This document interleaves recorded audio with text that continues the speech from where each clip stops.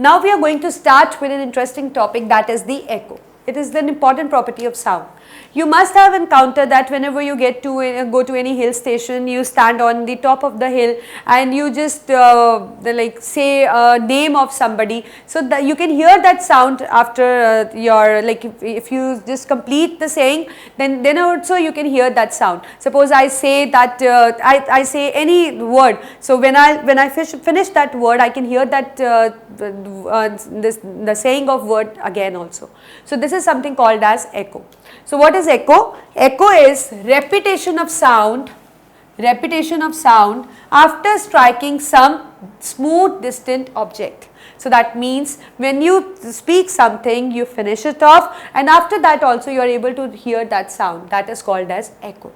So let's see that what are the conditions which are required to hear an echo, because we cannot produce echo everywhere. Suppose I am speaking, so I am explaining you something, so I am just speaking once and I am not able to hear it again. But whenever I speak in an empty house which do not have any kind of curtains and all, if I speak something on the hill, standing on the top of the hill, then I can hear that sound. So why not here? So we will just discuss this topic, that what is an echo. So I think it's clear that echo is the repetition of sound after striking some smooth distant object. So what is the criteria, what are the conditions which are required to hear an echo? So first we will see that how an echo occurs. Suppose this is the source of sound, this is a man, let's say, right. So this is the source of sound. This person is emitting certain kind of sound. So it moves a certain distance, let's say that distance is x. So when this sound waves strike this object, it gets reflected back, travel through a certain distance, same distance x, and it is heard. So that means the source can hear its sound again. So let's see that what is the minimum distance between a source and the object is required in order to hear an echo. So if we say that, we know that speed is equal to distance upon time. So I can write V is equal to distance, I am denoting by S, upon time. We know that distance here is x and x, total distance is 2x. So it is V is equal to 2x upon t. So if I will say that minimum distance which is required, it comes out to be V into t upon 2.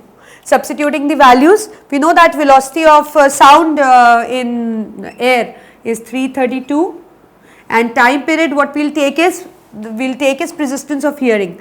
We know that persistence of hearing is, the time period for persistence of hearing is 0.1 second. I think you can easily recall what is persistence of hearing. Persistence of hearing is that the sound which we heard lasts in a ear for 1/10 of a second. The sound which we actually hear lasts for 1/10 of a second.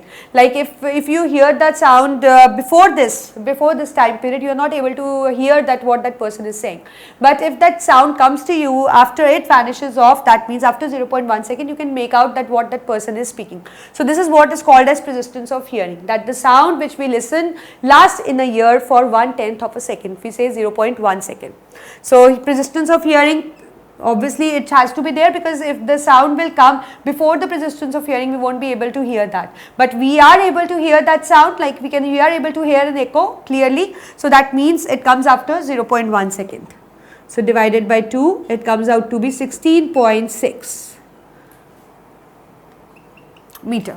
So that means, which is approximately taken as 17 meters. So that means this is the minimum distance required between the object, or sorry, source and a wall or any distance object in order to hear an echo. So what are more conditions which we can see that what are required? So that means minimum distance between source of sound and object should be 17 meters or 16.6. And moreover, the sound should be sufficiently loud. The sound should be sufficiently loud, and even the intensity of sound should be high. Intensity of sound should be high. So these are the three conditions which are required to hear an echo, and moreover, like sometimes you are able to hear multiple echoes. So that multiple echoes phenomena is called as reverberations. Sometimes we hear multiple echoes. So multiple echoes are called as reverberations, right. So whenever there is an empty hall or something, there you can this thing listen to in multiple echoes, because there is a multiple reflection of sound from each corner.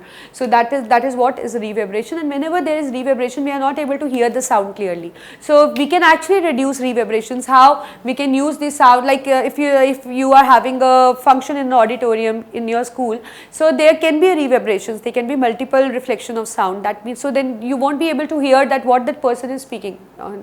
So in that case, to reduce vibrations, what we can do is we can make use of sound absorbing material. We can make use of sound absorbing material. We can make use of curtains and all, and we can make use of carpets and all. We can make the ceilings curved slightly, and you know that if we do like this, then they can actually absorb the sound, and that means there won't be any multiple echoes, and we can hear the original sound very clear. So this is what is reverberations, and this is what is echo. I think you got it. So now we are going to start with another topic. So just look at the board carefully.